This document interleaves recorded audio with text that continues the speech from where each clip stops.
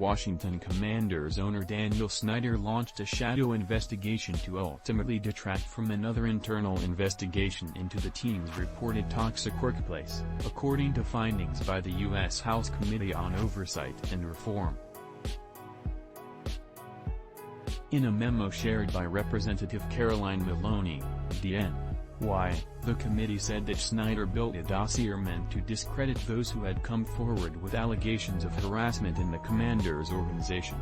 In addition to deploying private investigators, Mr. Snyder abused the subpoena power of F. Snyder's work alongside his team of lawyers was meant to discredit his accusers in the eyes of the NFL and offer up an alternative target for the investigation.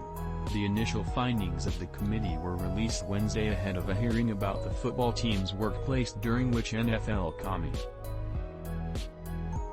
Findings from the committee allege that Snyder and the Commanders, along with the NFL, worked to make sure that the findings of the investigation led by D.C. Attorney Beth Wilkinson were not released.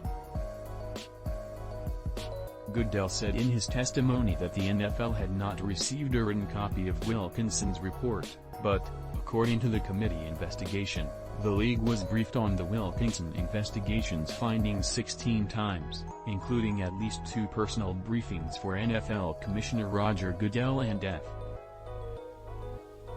Part of Snyder's efforts to find an alternative person to blame for the culture of the organization can likely be attributed to a desire to conceal his own behavior and impact, the committee said. Snyder's refusal to take action against a coach who was accused of groping a public relations employee, and the decision to fire 2 cheerleaders who had engaged in consensual relationships with former tight end Chris Cooley, who did not face any repercussions, were 2 examples given by former Chief. But they are far from the only allegations of misconduct that Snyder has faced.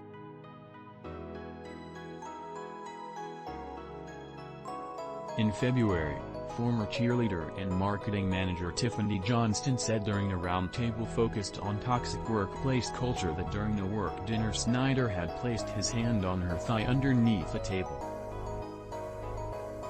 Johnston added that later that night, Snyder placed his hand on her lower back and tried to aggressively direct her into his limo before Snyder's attorney intervened.